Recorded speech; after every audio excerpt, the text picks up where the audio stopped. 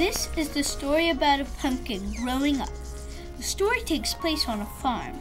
It is a sunny day in the morning. A pumpkin is rotting, and a gold-necked squirrel comes in. The squirrel gets into the rotten pumpkin and gets a seed. The squirrel drops the seed and runs away. When the squirrel drops the seed stays there. Another squirrel comes by and steps on the pumpkin seed and buries it. This pumpkin seed is deep down in the soil. It looks like a teardrop. The seed is grayish-white. The embryo is inside. The embryo has the beginning of the root and shoot and leaves. It is going to sprout out in germination. The seed coat is like the skin. It protects the seed from other things that can damage it. It is soft like skin. There is food inside the seed. The food takes care of the seed. The food makes the embryo grow. The seed is getting sun, water, and air. The sun makes it crack and grow. Rain is falling from the sky. The air is giving the plant carbon dioxide. The minerals from the soil help the seed to grow like medicine. The seed is getting roots. The roots spread out in the dirt. Then they grow root hairs. The roots throw parts. To soak up water. They hold the plant in place. The roots are coming down from the embryo into the soil. The shoot then appears because it's growing because it's getting sun, rain, soil, and air. The shoot is breaking through the seed coat and pushes up through the soil toward the sun. The seed coat breaks into tiny pieces and becomes part of the soil. One sunny, hot morning, it almost felt like a desert. The baby plant continued to grow. The warm soil is like a baby's cradle for the baby plant. The roots grow longer like the baby's leg. The first roots to grow are the primary roots. The second roots to grow are secondary roots. They are attached to the primary roots. The roots grow hairs called root hairs. They're like the hairs that grow on a baby's legs. The roots aren't the only thing under the ground. There are gushy, slimy worms there too. The tunnels help the plant by getting water and air to the roots. The worms are also helping the plant by eating dirt, and when they poop it out, it has more nutrients and minerals for the plant. The worms are like a nanny or a housekeeper for a baby. They are the seed keepers for the baby plant. It's not so sunny anymore and starting to get gray. Hey look, the clouds are heading our way. The clouds are covering the sun. The sky's getting darker. Do you think it's going to rain? Yep, here it comes. The water's going deep into the soil. It's watering the plant. The rain is like a bottle of milk for a baby. It helps the plant grow. Water goes up the root hairs, up the roots to the seed. It is sucked up through the xylem in the stem like a vacuum cleaner. It is like a straw drinking clear lemonade.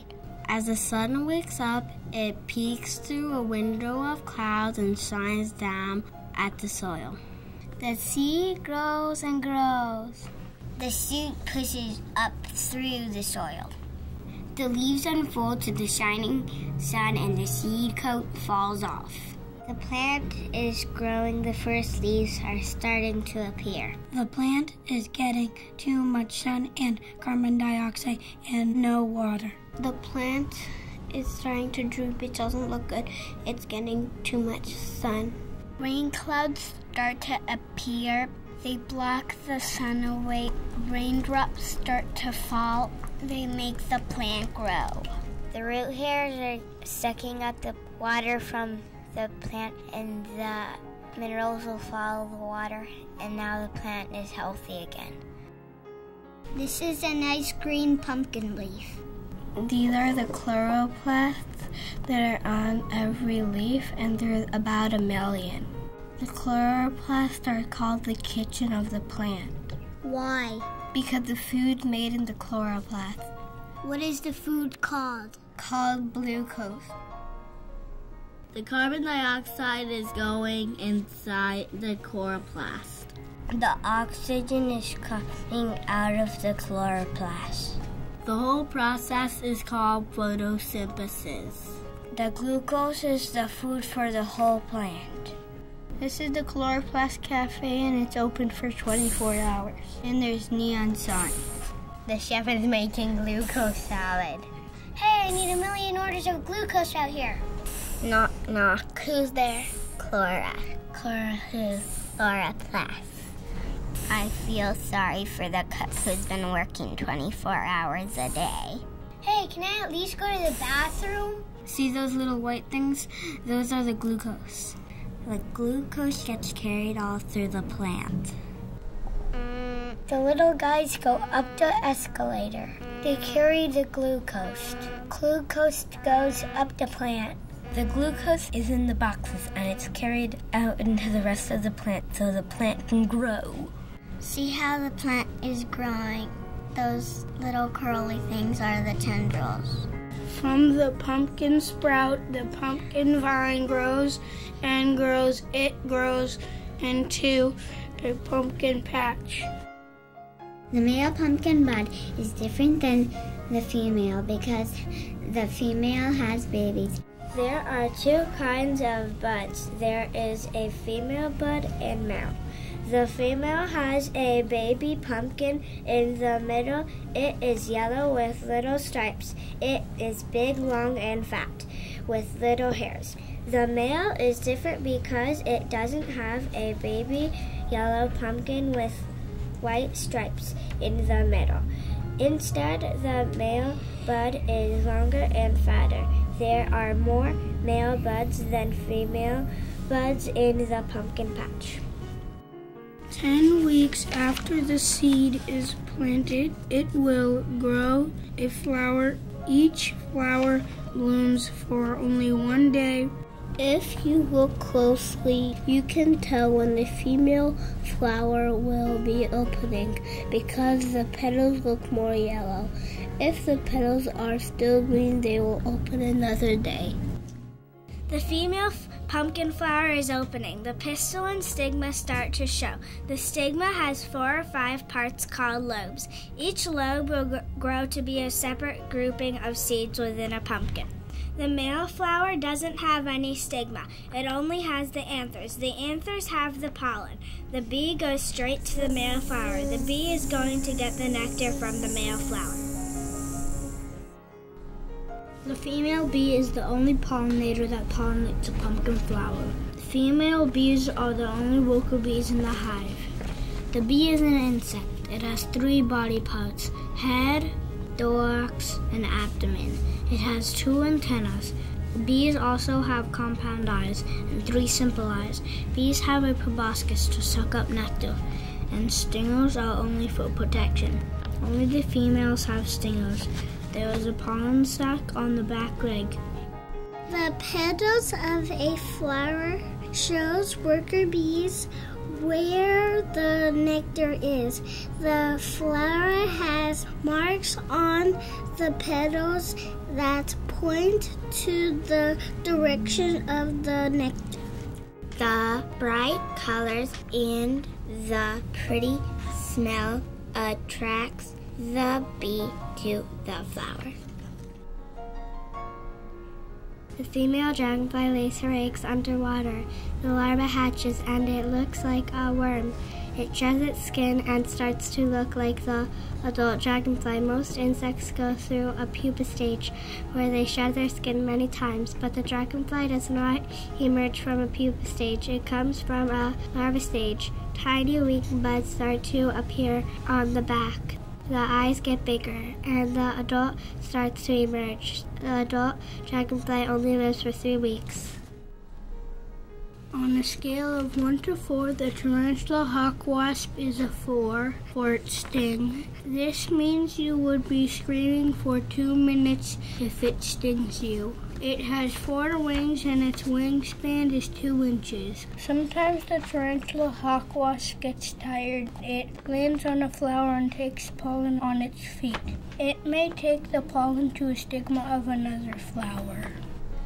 The butterfly takes the nectar from the flower.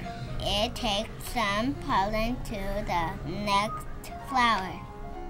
Bees first go to the flower. Bees suck up nectar and get pollen. Bees fly in a beeline to get back to their beehive. When they get to the beehive, the worker bee puts the nectar and the pollen in the honeycomb. Bats love nectar and pollen. Bat flowers have a lot of both. They are often big flowers. The bat's head can easily fit inside. A bat flower has a strange smell. Only bats like it. Bat flowers do not need bright colors. Bats can't see very well. There are more than 5,000 kinds of ladybugs. The female ladybug can eat up to 70 aphids a day. The ladybug climbs to the flower to get aphids. Ants are pollinators. Ants are little pollinators. They rub their legs on the anthers to get the pollen. Spiders are not insects because they have 8 legs, and insects have only 6 legs. The Australian honey possum is a tiny animal that lives entirely on the pollen and nectar of flowers. This is a person pollinating a flower. The hand grabs the anther and takes the pollen from the male flower and puts it on the female flower's stigma. Then the female flower makes a seed. The bee goes to the male flower and it rubs against the anthers on the male flower, and all the pollen comes out. The pollen sticks to the bee's pollen sac on its leg. After the bee goes to the male flower, it goes to the female flower, then it drops the pollen on the sticky stigma. Then it forms a tube that grows down the pistil into the ovules. The pollen goes down the tube. It mixes with the eggs in the ovules and starts making seeds.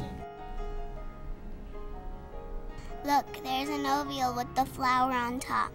The ovules are swelling. It's getting bigger. It's getting bigger and bigger and bigger! The flower is shriveling up and it's almost gonna fall off. The seeds are forming inside the ovules. The seed is growing and growing and growing and is turning into pumpkins. One pumpkin is growing and growing and growing, and it's ripe! Oh, this is the ripest pumpkin in the whole pumpkin patch.